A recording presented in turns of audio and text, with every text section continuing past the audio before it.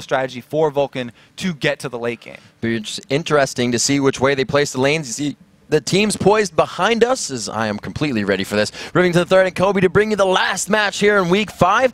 Cloud9, #1 in the NALCS versus #2, Team Vulcun. We're getting onto the Rift and underway as both teams head towards mid.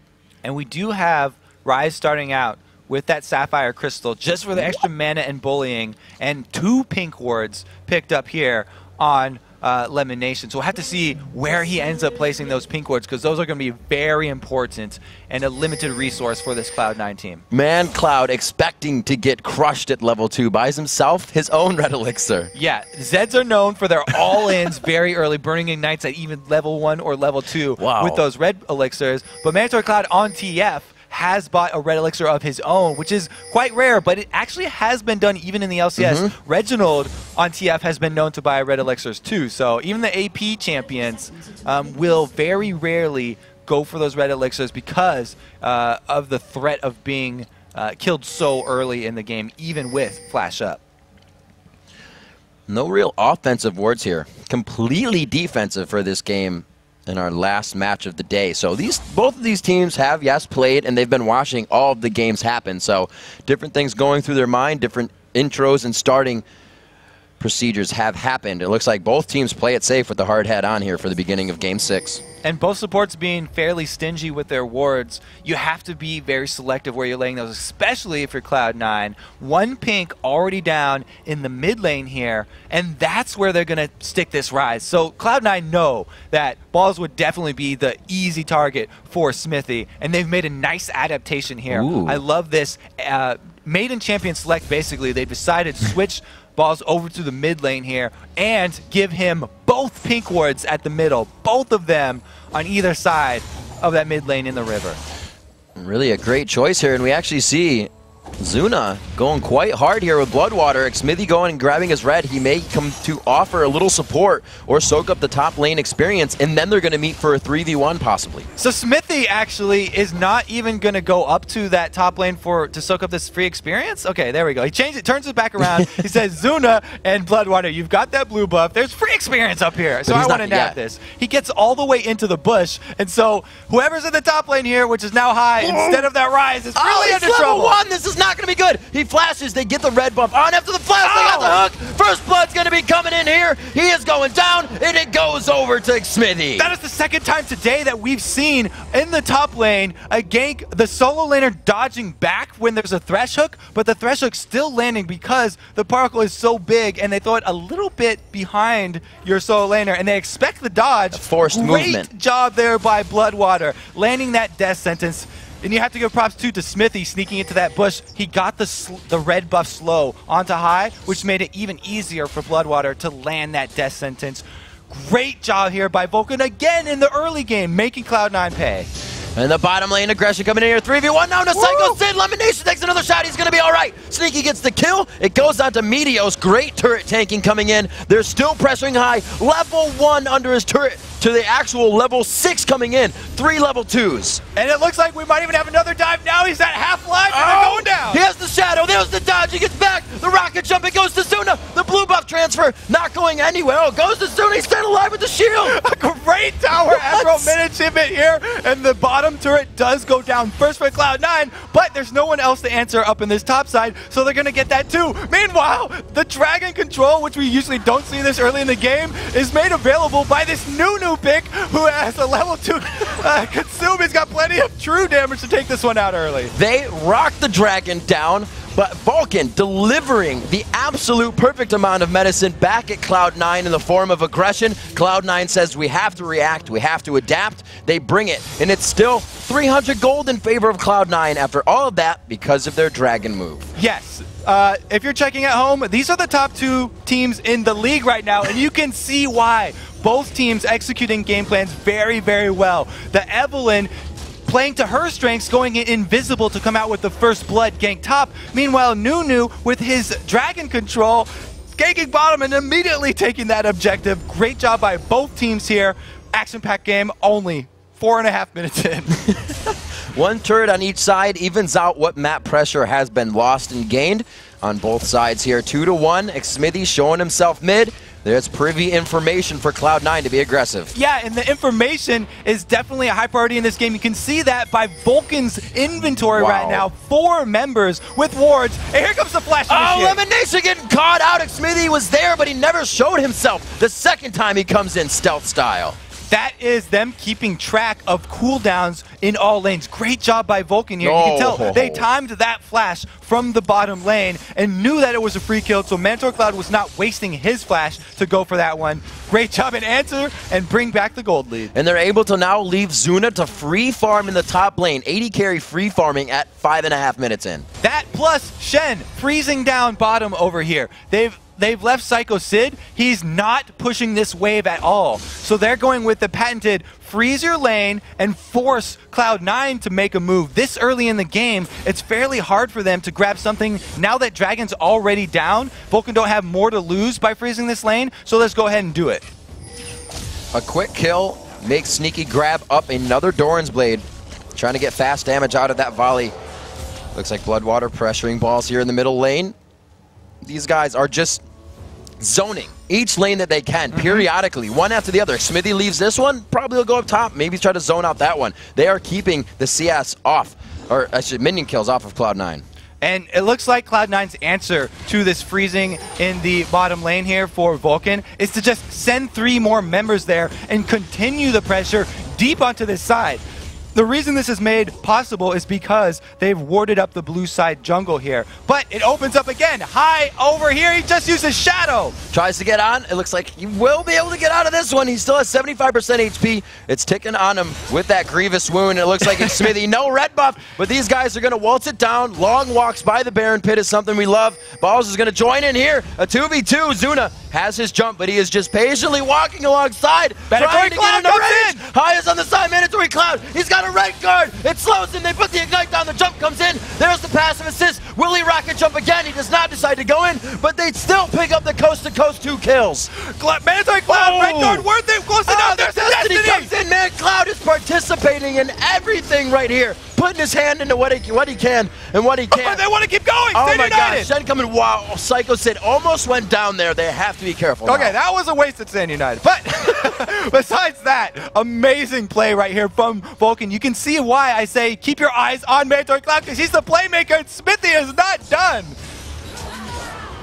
There's another kill for Smithy rewarded, and he hits level 6 with the Agony's Embrace on Sneaky, slowing him down for another death sentence. Moving in, it's a double kill. Wow, really? These guys are everywhere they need to be at the right time, and Smithy is making it happen. We can see why NK and Cat and Evelyn banned out last game. Great job by Vulcan. It looks like their early game pressure back in Dallas was not, or back in Anaheim was not a fluke. They came out ready to play again, and they are definitely pushing back on this Cloud9 team, even with the Meteos on Nunu. A lot of money for Sneaky here, trying to be put into quick damage. Goes for that pickaxe after the 2 Dorans. The Blade of the Rune King already coming out on Zuna, which is going to mean better objective control as well. And it's almost 9 minutes for Trist. She should not be ramping up at this point. Yeah, you can tell he's got that gold lead because he keeps on getting the free farm top. This is part of Vulcan's secondary plan here. They've got so much pressure from the Evelyn and Twisted Fate, like we pointed out earlier in Champ Select, that it frees up that Tristana to be ignored in the top lane and accrue all of this free farm. And something we've also heard, you know, even Doublelift mentioned, Trish should leave that lane almost 30 CS behind, and that's all right. He's up ahead of the game right now, so he's going to be able to make moves. And we've seen Zuna rocket jumping into these fights. They're not afraid to continue the aggression. If it looks like it may not be happening, they're going to keep going. And that's one of the reasons why Zuna almost always favors this build of the early Blade of the Rune King, because getting Cutlass is another slow for him, and he likes to jump in on his targets and use that aggressively for extra activation burst damage. So let's take a little bit of stock of who else has what items. We have the Doran Shield start we've been seeing more recently by these top laners, or solo laners if you will. Shen coming out 0, 1, and 2, the Giant's Belt to start the split push when he can get that Sunfire Cape. Like you said, that stack of balls has been in mid. It's still coming up. The tier going into, again, the Catalyst, but we saw this from Kassadin last time. That means the late game stack up. Exactly. He is going to be weak early because he's building just mana, isn't even getting boots right now, but he will be the late game salvation here for Cloud9. If he does ramp up when he gets his Rod of Ages completed and his Seraph's Embrace, that's a ton of damage. Another thing that we will have to look for here is if he goes with the recent trend in Korea, where before he even finishes his Seraph's Embrace, he'll go with that Spirit Visage, which adds cooldown reduction, which is very important for Ryze. Going down towards the Dragon, the first one going over very quick, the Cloud9 that we saw. Looks like they will be getting just vision here.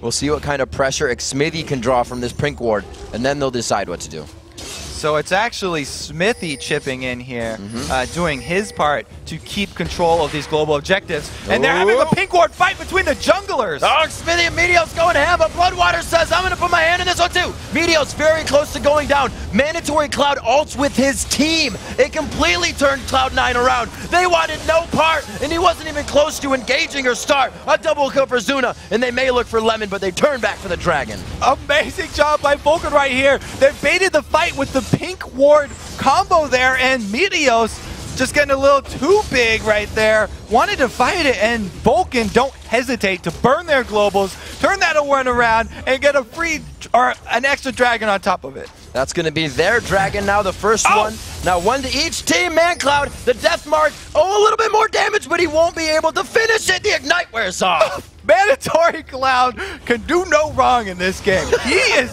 just off to an amazing start right here. And Smithy is the one who's actually ended up getting most of the last hits in all these skirmishes. So you have that very early advantage for a jungle Evelynn, which just makes the rest of Cloud9 very scared to go even through their own jungle without a giant line of Pink Wards. Vulcun has a lot of players, and this isn't to tack on them or say bad things, but they have games where they've come from behind quite a bit. They know how to play from being down, but Cloud9 isn't formulating anything from what we usually see them doing. They're making the calls. They're the ones dictating where the positioning is on the map. But now that Vulcun has control, it's almost like Cloud9 has gone quiet. I mean, you can tell how much of a problem Cloud9 have with Vulcun just in Champion Select. Yeah. They talked about it so many times in their interviews, and it's manifested itself here as they've given over 2 globals to Vulcun that they are able to use very early game to shore up the weaknesses of Tristana and basically make Tristana even an early game beast by giving him all of that free farm in the solo lane.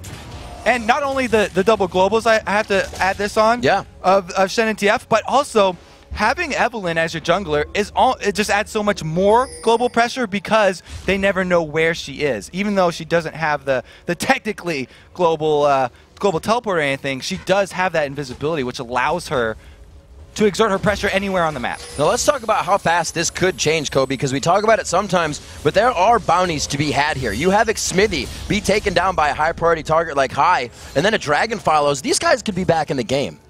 Cloud9 are never out of the game. Yeah. We've seen before them come back from so many different things. I would have to say they always have a hope. And getting the bounty onto Evelynn would be a great first step because that's max bounty. That's 500 right there. The thing is, they've only got 2 other kills here on Mandatory Cloud and Zuna, so they haven't stacked up anything big yet either. The target is definitely that Evelynn, but if she does land her multiple person Agony's Embrace, then it's a bit hard. So there's a great Pink Ward.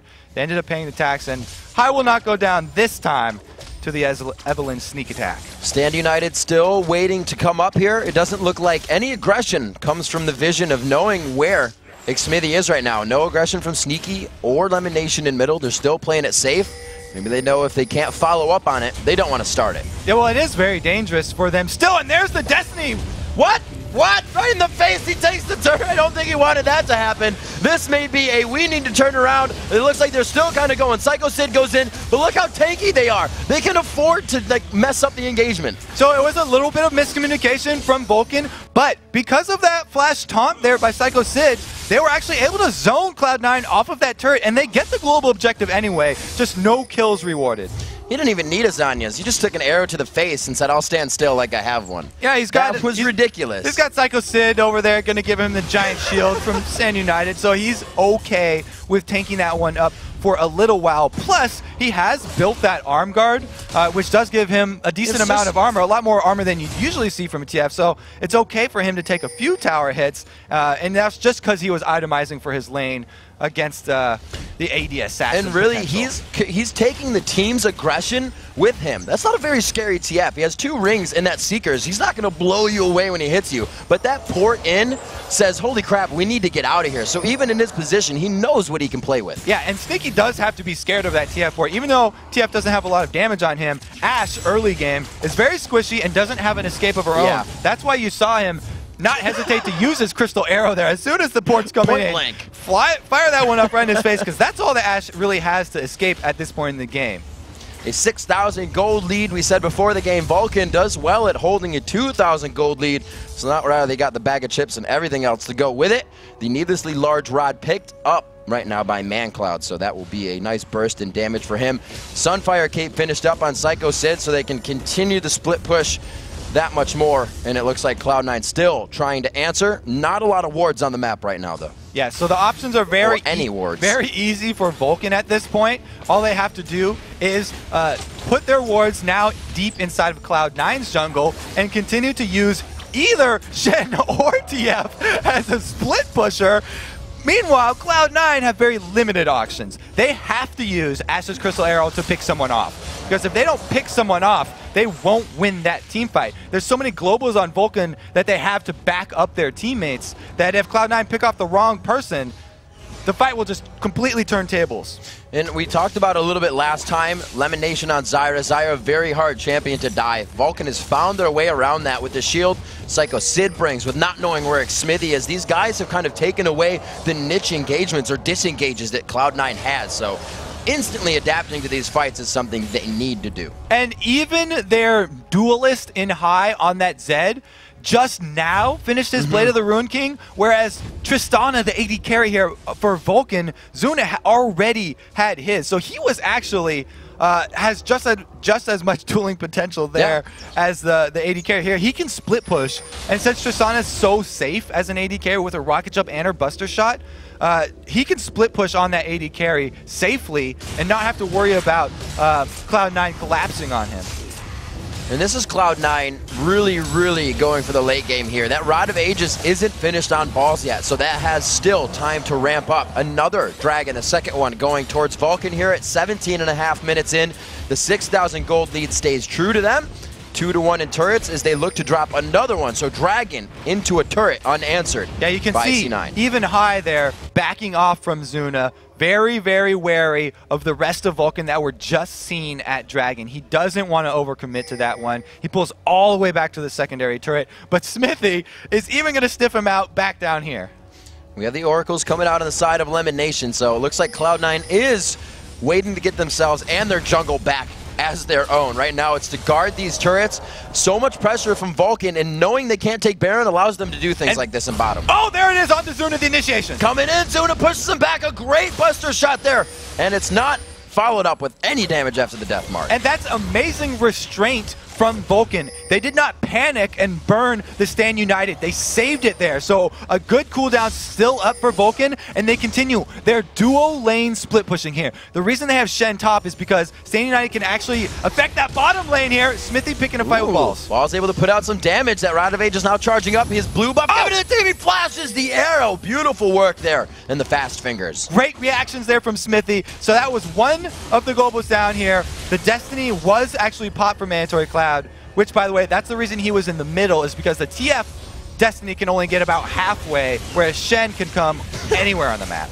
He is going to find how to get there any way possible. Right now, given High good harassment in the top, you can just see High expending all of his energy in that battle to farm. And it's just going to be Vorpal Blades for Psycho Sid. So he's got any chance he needs to get down and help the team.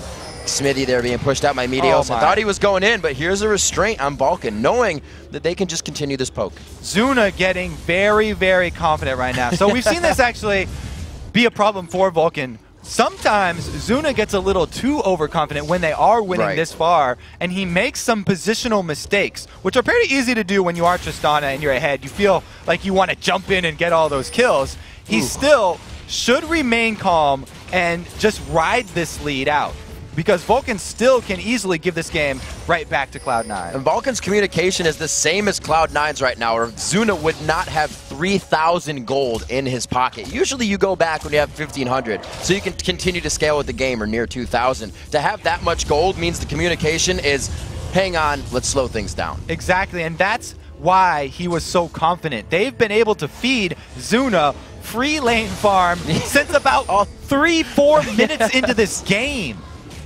Oh, so crazy. 194 to 145 in that realm of the AD carry CS. We see 146 to 138 in the top, and the mid lane is 163 to 159. So, as you pointed out, that free farm has contributed muchly, and now he's not even looking at any real armor yet on the side of Cloud9. So these fights can get real scary with that Infinity Edge being built.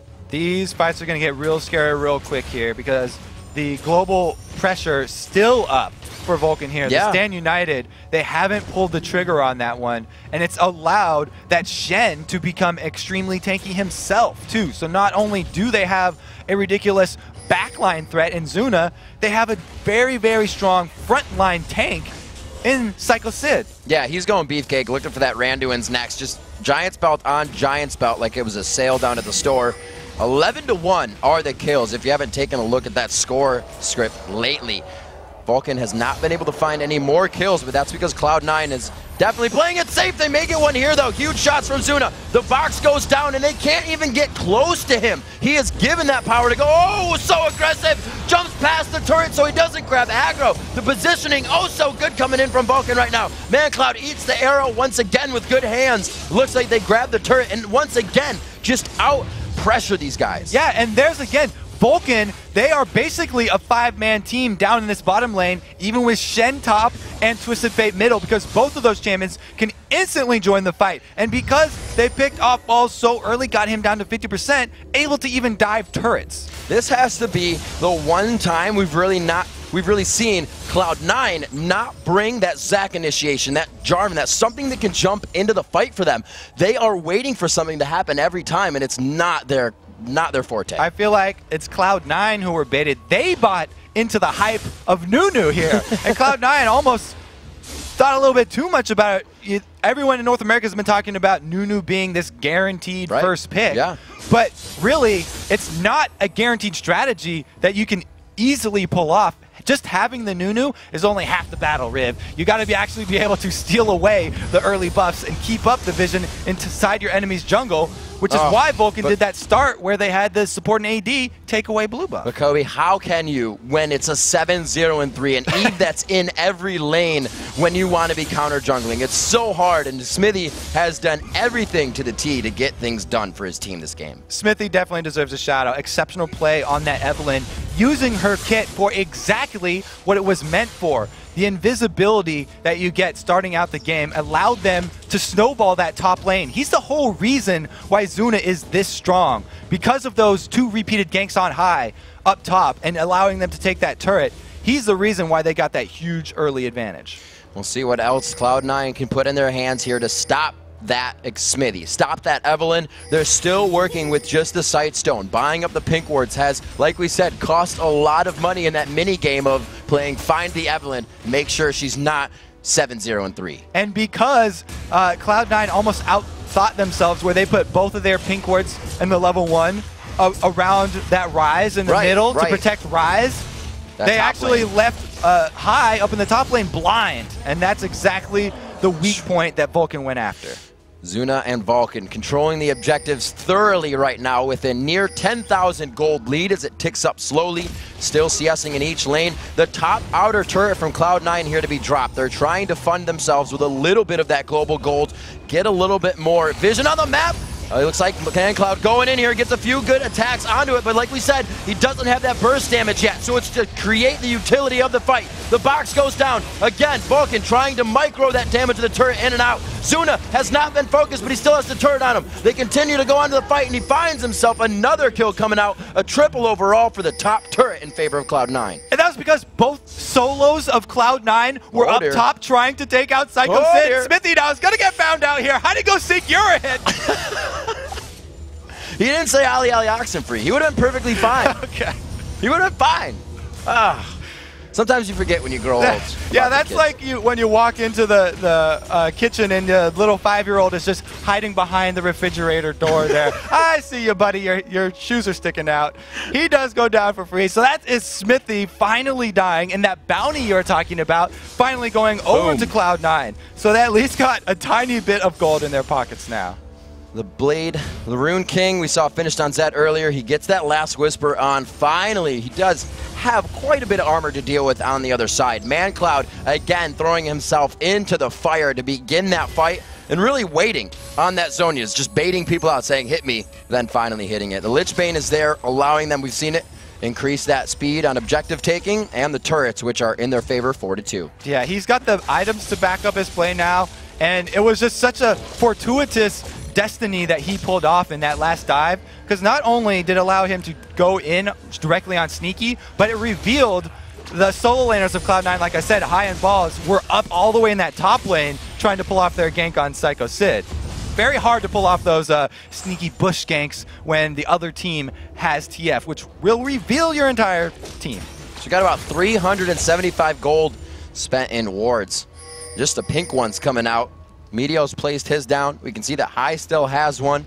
Lemon Nation picking one up. Does he still have his Oracle? So these guys are, no, he does not. So that went down as well. They're trying to stay safe. And really a 7, like we said, 7-1-4, coming in super strong. He is initiating the fights.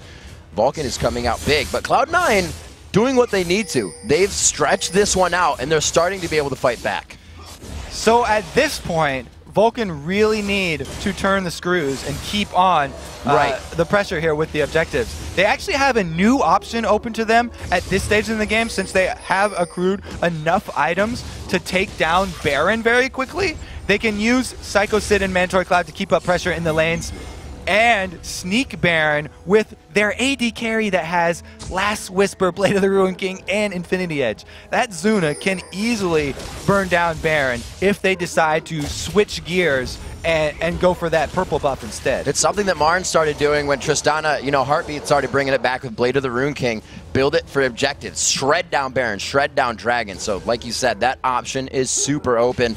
And Vulcun, we know the aggression of him. He has that red buff, playing a little bit aggressive, dodging out the grasping root, getting himself some CS on the Thorns. Looks like they will start to pressure this turret. They're just not even scared right now. They're taking turret shots in front of Cloud9. Well, you can see, this is one of the reasons why everyone talks about Tristana's late game hyper carry potential is her ability to siege turrets. Her range at level 16 already up to 685 right now, and it will break 700 even by the time he gets to that level 18. So he can get those free shots off on the turret that we're seeing right now. Plus, with the Lantern of Thresh, he even has extra escapes. Just find his way out. Psycho Sid being a bully in the bottom lane, rocking out with his Sunfire Cape, trying to push that. The Baron is up, and this is that pressure on the bottom lane they can have now with that global stand united. They can have the bottom lane pressure as well as go to Baron whenever they want. And not only does he have Stand United available, but he's so fed, Psycho Sid. Oh, there's the Crystal Arrow initiate. He jumps it away. He gets a pretty good shield coming out. Deathmark going right down on him. High takes a few shots, and he gets almost obliterated on that. Going down, Zuna is godlike coming into this. Where are you going, man? Cloud, he just puts it on for vision. He is a little too close and takes a turret shot to boot. They are still going to be right on the Stranglethorn. It's going to be Psycho Sid up. He is the tankiest one, and he's not taking much damage from Rise. Actually a good trade there. 1-for-1 is something Cloud9 will take every day, but the turret will not be long for this world. Taken down there by Zuna. You can see him a quick twist to the neck as he shakes that one off, prepares his team for the next fight. 16-4, 28 minutes into this matchup. The 10,000 gold lead you think would allow Zuna and team to kind of start the train up a little bit harder and run it right into the front door, but it's been Cloud9 able to find a way to stall that train out. So that was exactly what Cloud9 would prefer to have start out the team fights, is a Crystal Arrow onto Zuna, followed up by assassination attempts from High. But with the Stand United there, Zuna was able to stay alive, and they weren't able to finish off the rest of that team fight. So basically it was High diving into Vulcun and Smithy diving into Cloud9 to keep them back, and both of those heroes losing their lives. And here, Kobe, as we reach 30 minutes, we take stock again of the items. The Bulwark coming out instead of the fast Randuin, so they give the AoE magic resistance to the team, and that Spirit Visage, yes, finished off onto Rise finally. Yeah, so we did have Balls go for that popular Korean build where they'll get that Spirit Visage before finishing the Seraphs because of the cooldown reduction and also because of the increased healing from when he pops his ultimate. 20% is actually a huge amount because of the massive spell vamp that Rise does get when he pops his ulti. 4th Dragon going over to Vulcun of the game, and you can see it increasing in that gold lead at the top of the screen. Next to the kills, an arrow dodged out there, but he jumps into the rest of the team. They take out the assassination and the engagement that Vulcan's been bringing to the fight.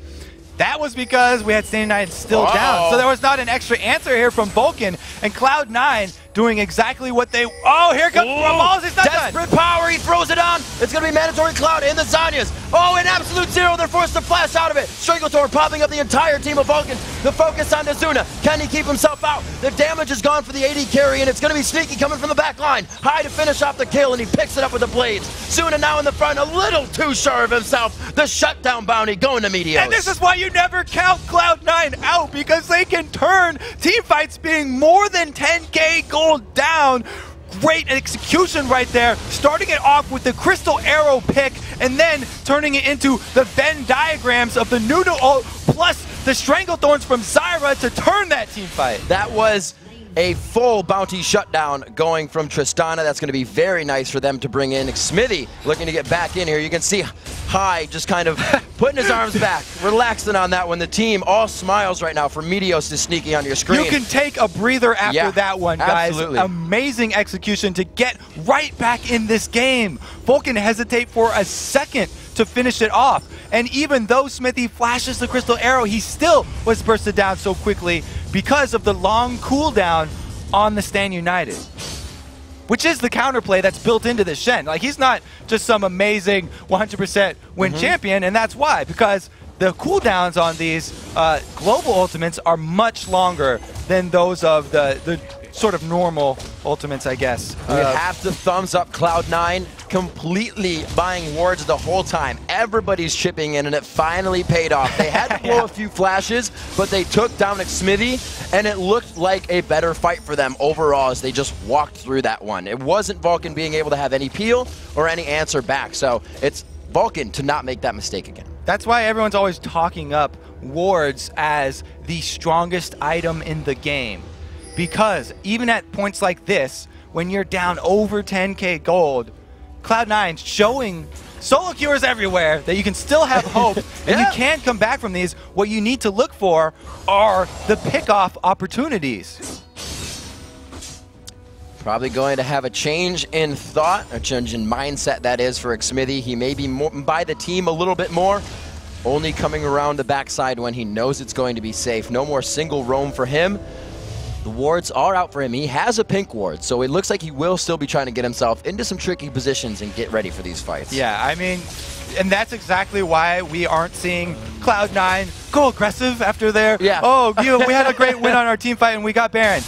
They're very much aware that they're still behind in this game. Yes. Just because we are congratulating them on a very well-executed mini comeback there, they've got a lot bigger of a hill to climb to get on top of this game. They're definitely still on the back foot, and even with that Baron buff, they're a little bit scared to engage on Vulcun. Well, they're definitely doing the right things, Kobe. That used to be an 11-1 score. Yeah, Vulcun picked up a few more, but picking up 6 more for themselves has been very good, and definitely the gold they need coming into High, coming on to Sneaky as well. Elimination, like we said, able to get that Ruby Sightstone out in this wards that they've needed so much for that power, so much for that vision. And all the wards, by the way, this ward battle that's going on is all in Cloud9's jungle. Like, we don't even have Vulcan's jungle as an option here. Nobody's even thinking about placing stuff down on that side of the map because that is a long ways away for either of them right now. The ball has been on this side. Exactly. And we can see Cloud9 immediately pulled back from that mid turret. Even that outer turret, they have no option to push that one down because of Shen's constant split pushing bottom. And also to see what kind of strength the mid turret holds. There hasn't been much pressure from Cloud9, but there's been a lot of focus on Vulcun to keep that up. They know that spreads to the buffs, right? Nobody's going to go outside to go all the way in. It's really helping them keep a defensive wall across the whole river. That is basically their base of operations, where most of their plays are coming from. Mid-turret. Exactly, because they want that Twisted Fate, that Mandatory Cloud in the middle, so that he can have the option of either helping Shen top or joining the rest of the team bottom. And so that point of control of the map is just so crucial that they've put everything to keep that one turret standing. Also, that double global doesn't allow hardly any split push to come from Cloud9. Right now, Cloud9 making that forward part of, or rather Vulcun making that forward part of Cloud9 jungle theirs. Exactly. Cloud9 are not the ones to make the first move anymore. They have to wait for the opportunity to land another crystal arrow from Ashe onto a high priority target that is either Smithy or Zuna, and burst that champion down before they can be the ones going on the offensive. Once it gets to this 5 to these 6 items, it kind of erases what's happened in the game. Besides you have it in turrets and inhibitors down, these fights go to positioning, they go to mechanics, and really that final focus. The items are just the perk of the fight. Exactly. The items are just the power in the punch that you are packing. It's all about that positioning, and especially for Vulcun here, you have to keep your eyes on Smithy, because he's the one that's trying to be coming in from the sides here. Evelyn players are always trying to flank the enemy team to come in on the squishier targets from the back, because if you land your Agnes Embrace on more people, then you're rewarded with a bigger shield. So you want to try and get to the back line and hit as many people from the side as you can, which makes you more tanky, which allows you to go in. So the timer now for Vulcun, as they get themselves back and tanked up just a little bit more, going to be 38-10 coming out on that Baron. They are going to get themselves back and set for that. Wouldn't be surprised if we see Psycho Sid go back towards that bottom lane for a global pressure stand united towards that Baron. The Baron coming up in 1 minute and 20 seconds will certainly be a highly contested objective of the game. As both teams know it. They're getting wards out. Vulcun, while it's a bit safer to siege up, if they can draw Cloud9 out to the center of the map, and not even, if they don't even get Baron, it doesn't matter. As long as they can draw Cloud9 out and land some kills, then they can take those death timers at this point in the game are long enough for Vulcun to easily break through an inhibitor turret. There's the destiny to figure out where everyone is. Bloodwater trying to zone out here. Good shots from Meteos. The arrows used onto Bloodwater. That's a lot of focus onto the support. Stranglethorn does not stop Zuna. He is left on the outside to be open. They try to get the box in. A great flash in from Bloodwater really shuts down the team. Balls and team trying to get back in, but he falls down high to take down Nick Smithy. He gets himself a killing spree. The outside of this fight is chaotic. Everybody is trying to find the right positioning. And Cloud9 actually come out ahead on that one. They got 2 kills. It's going to be up to Meteos and High to heal quickly, but they answer over the shoulder, and Zuna finishes off another kill. He is taking turret shots right now. He needs to get himself to safety. Zuna still firing away at the turret, but he stayed too long! Oh, the hits him, the arrow followed him through the air. High to now have red buff. Bloodwater's going to get knocked up on this one, and he's going to get taken down. The double kill going to Sneaky. The 80 carries getting fed. So let's go all the way back to the beginning of that fight that was initiated there. Mandatory Cloud did actually a really nice job teleporting in and immediately Zhonyaing, so that 3 members of Cloud9 grouped up around his Zhonya's position and allowed Smithy to land a 3-member Agony's Embrace, but it wasn't enough, and because of the positioning there of Zuna, they were able to come out with a head and a second Baron going down to Cloud9. Absolutely ridiculous. Lemon Nation with an immaculate Stranglethorn there. He put it right in, knocked up 2, and Zuna's like, I have to run in the opposite direction of this fight. Like you said, that positioning hurt them in the fight. Cloud9 finding ways back in. Exactly. Even though the Crystal Arrow landed on Bloodwater, which is not ideal, Zuna was zoned back by that to dodge it, which allowed the Stranglethorns to zone for another 2 seconds there. So a great combo of Lemon Nation and Sneaky. Actually, even though they didn't kill Zuna, they negated his damage for the first part of that fight, which allowed Cloud9 to take down those early targets and just Cloud9 are making one of the best cases for a comeback that I have seen all summer. We said it just a few seconds ago, Kobe. It's going to be the positioning in the fight. That's still a 9,000 gold lead right now. If you can do math right. I had to add it up for a second. But with a 9,000 gold lead, that's a few core items for multiple people. That means you are up in damage. In scaling, everybody's just about level 18 besides the supports and maybe the jungles. Smithy is 17. So Cloud9 is showing that they have the better fight prowess. Exactly. The longer we go, the less those level advantages matter that Vulcun have, because everybody's capping out here. And one of the biggest items that was just now completed for Cloud9 was the Void Staff on Rise. So he actually will get a huge amount of increase in his damage because of the percentage penetration that offers. And you can see where Cloud9 puts themselves right now, where they're thinking, we have Baron, we're going to use this to completely defend. They know they don't need to pressure themselves in anything silly. Yeah, I said it last time, which was the 30-minute Baron or so still that they got. They didn't use it to go offensively, and still, 10 minutes later, the second Baron even that they've gotten, they still do not want to overextend, because Vulcun can do exactly what they did all early game, which was use the Stand United and Destiny to pick off the members of Cloud9 and make them pay for splitting and poor positioning. Zuna definitely showing that he has the items in his favor with the Phantom Dancer and the Quicksilver Sash already created with the Distortion Boots to keep that barrier and flash coming up quite quick. It looks like it will be a Quicksilver Sash for Sneaky, but he's a little ways off of that. See if it affects the fight greatly in this next engage if they go for it. So Baron is going to drop in another minute and a half here. Until that time, Cloud9 are pretty much safe to defend their inhibitor turrets. They don't have to worry about the siege here from Vulcun because of the regeneration and the extra stats that buff offers.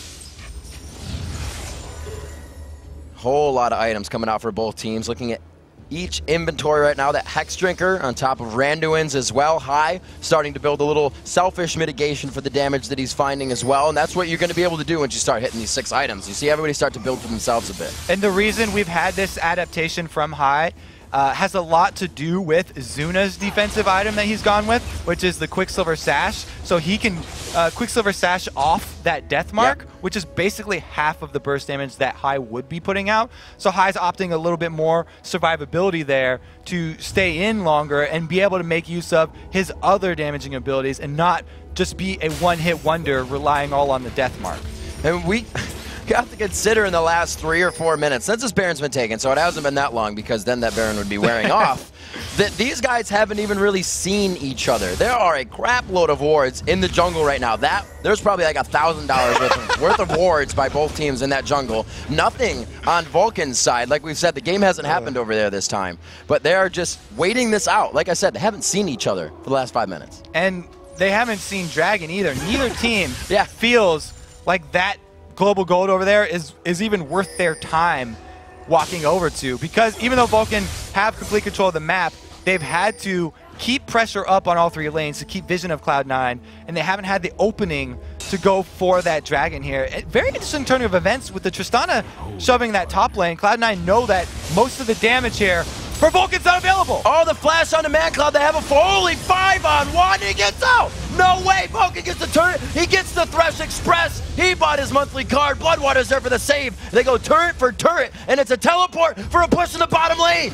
Great job by Mandatory Cloud, baiting that one in, wasting their time, and allowing the opening for the inhibitor turret from Sona. That was the ridiculous positioning by the Thresh Lantern. Considering the entire team of Cloud9 was hatching the Lantern, I don't know how Mandatory Cloud found it. It's pretty hard to click on one of those, and if you body block it very hard, Mandatory Cloud still has his flash up because of that dark passage.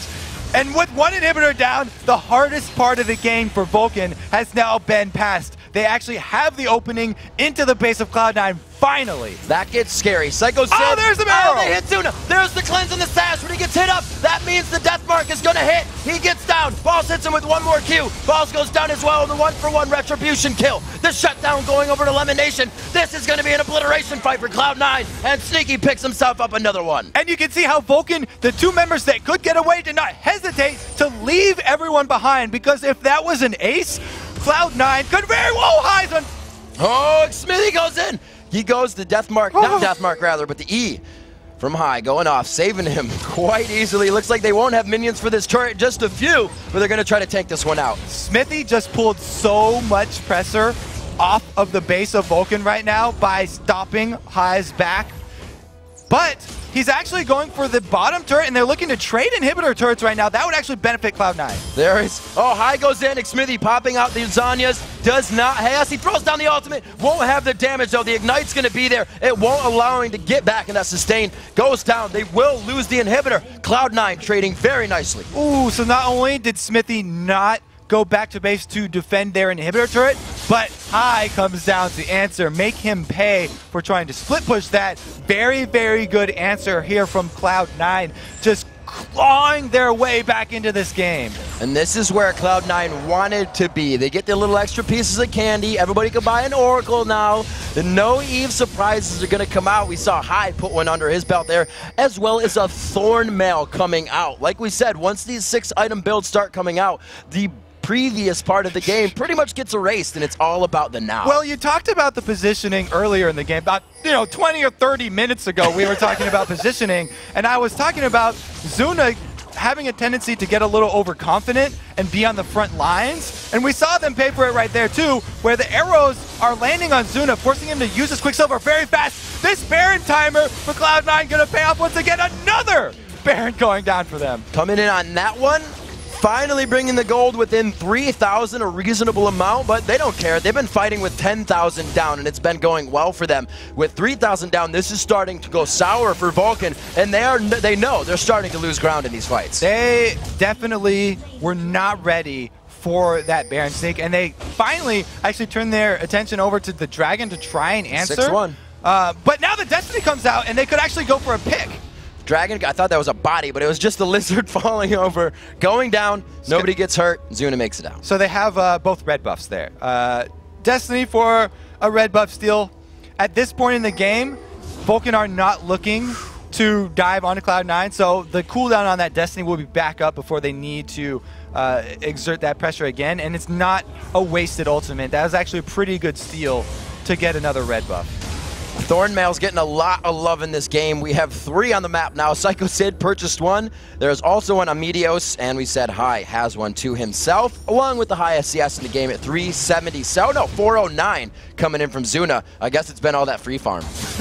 Yeah, Zuna's a fairly rich man. He's actually got that Mercurial Scimitar upgrade now, so the only thing that he could possibly continue to spend money on besides consumables with those elixirs is changing over his Distortion Berserker Greaves to a Zephyr for the extra CC reduction. To be an interesting trade-off. Since he is being hit with so many crystal arrows, he might actually consider it so that he could save his Quicksilver Sash or his Mercurial Scimitar activation for that death mark. I feel like Cloud9 is antsy on this one. They know what to do, and they don't want to rush out of the base. They need to wait for that inhibitor, but I'm sure they don't want to use this consecutive Baron that they've been grabbing for defense again. They want to use one of these for offense. The lanes have been forced not in their favor. Cleaning that up right now. They may still get to use Baron for a fight, but Vulcun is trying to make that non-existent. Cloud9 are doing such a good job staying calm, and we keep seeing the player cams over there showing them after every Baron a sigh of relief and 4 more minutes of game time extended there for them. Every single one of those is one step in getting back in this game, though. They know that they cannot overextend after one of those, and that's why they haven't been pushing this. They're taking it one step at a time and making sure they don't drop this game. Kobe, that ward down by Wraiths, or Wolves I should say, in the bottom half of the map, probably one of the first ones they've had to place there, thinking they're going to get aggressed on in the past 30 minutes. So you can see that Vulcun is considering Cloud9 very much has the way to get this back in their favor. They definitely are now thinking about the dangers of the Cloud9 offensive movements, which have not been a problem for the first 40 minutes of this game. Sometimes it takes that long. We've seen teams do it. Chronologic Gaming loves this style, have adapted to different ones, but it can still be used, and Cloud9 is really doing it for the first time here towards the late game. I think it's actually the second time they put it in the late game, but this time, the first, they've been stressed this hard. Yeah, and this late into the game, we're seeing some very interesting changes because of the team comps and the late game item builds. When you have Guardian Angels starting to come into play, it makes it very, very dangerous for Vulcun to have continued engages now. They would much rather have sporadic fights and be able to pull out after dropping someone, because if that Ryze revives and gets back up, talking about that earlier Spirit Visage build, he'll be able to regain a whole bunch of life once he does get back up. Pop that ultimate and you get so much spell vamp that he can actually sustain for a very long time. So the scores will just go from what they were. It was 11-1. Then it was 16-7. Now it's 19-15. Within 4. Within that 3,000, well, it's 4,000-ish gold right now. And 7-5 in turrets, as Cloud9 has also been closing that gap. Cloud9 are definitely going to look for an arrow very soon here, because that Shen is split pushing bottom. There's the Destiny from Twisted Fate. Shen's going to be coming back in. They try to lock down this fight. ManCloud in the backside. Psycho Sid goes with the taunt back to Sneaky. Sneaky is not doing damage to the full bore of the team, but the arrow comes in. Bloodwater on the backside. Sona is still alive, wreaking havoc from the back line. Gets slowed by the Ice Blast. Guardian Angel number 1 is down. Number 2 was also popped on high. Both of the Guardian Angels are down, and Sona can re-engage. Oh, Sona started shooting a minion instead of Meteos. Oh my gosh, he's getting taken down now. Meteos back in the fight. One more Ice Blast. It's going to be Psycho Sid getting hit up. How unfortunate could that have been? Shen is still alive. Now you have to worry about the home guards coming out as Vulcun are trying to recall to get back into the fountain. Cloud9, after 40 minutes of being on their heels, going for the first Nexus turret. It's 40 seconds on Twisted Fate and Sona. They're going to be going to the fight. Smithy has the power to push them back. Lemon Nation goes down, and the Nexus is safe for now. Those are the 2 home guards right there, Smithy and Psycho Sid. With those buys just paying for them, they got 2 more kills, and now they have control of the map once again with an exposed inhibitor and 60-second death timers. We'll have to see if they actually want to make an offensive move here. They will have to do something. That bottom inhibitor can completely be pressured with a Ryze and an Ashe up right now. Sneaky headed towards the bottom lane. They don't have ward coverage of where they're going, but they are hauling ass down mid. And we talked about cooldown management earlier in the game. Vulcun need to time these Guardian Angels, because those are the game-changing items right now. 5 minutes is the revive cooldown on those Guardian Angels, and Vulcun need to keep that in mind for the next team fights. If those come back up mid-team fight, that would be devastating for them. Mandatory Cloud. Looks like he's going to pick up his blue, and then he will return to the fight. Their lanes are quite pushed for aggression that they want to put on right now. Only the bottom lane being pinged out that's past river. That's pretty much where you want to get it cleared to. Approaching 52 minutes into this game at 22-17 between the number 1 team in the league, Cloud9, versus the number 2, Vulcun, and they are giving us just that matchup. It's very interesting that we just saw Cloud9 come out with a win, but because that game is so late, a middle inhibitor down for Vulcun does not mean a whole lot. They are not worried about the mid-line of siege minions, because they have both TF and Shen who could easily clear side lanes of minions and join a team fight around Baron. You can see Sid, he's all the way down in that bot lane. Usually that would be a terrible thing. Yeah. But he can come in and fight for this Baron. What Vulcun have to do is keep up their vision on that Baron, because they don't want to give up another one.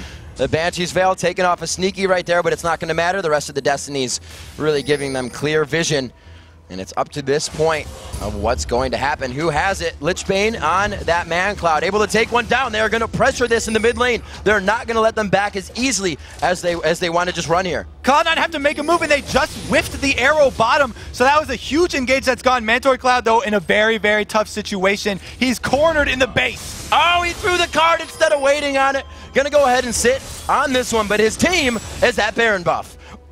He is going to get a little bit of damage onto High, but High can heal up pretty quickly, and here's the engage at Baron. Taking it down. Meteos is in the front line, trying to get that absolute zero off. He can't get to the back. He's trying to Ice Blast on Azuna. So much focus went to Zuna, pushing him out of the base, and it might have been what they needed here at the Baron Den. Psycho Sid taking so much. Zuna's forced to back. They're saying, you are our last defense. They were able to get the Baron, but at this point in the game, that's not worth 4 members because Cloud9 can go right up the middle here and end the game. This is what they wanted at this point in the game, Kobe. We talked about a lot of what happened not meaning anything. Any fight at 60-second game timers is a one and done if you make it happen right. It looks like Cloud9 are just going to go for that win right here. Nexus turret won't stand a chance. The lockdown towards Zuna. He has red buff, but there's no kiting to be done. The fight is in his face. He goes down. Cloud9 comes back from what looked like an impossible win and keep themselves on top at number 1. Congratulations.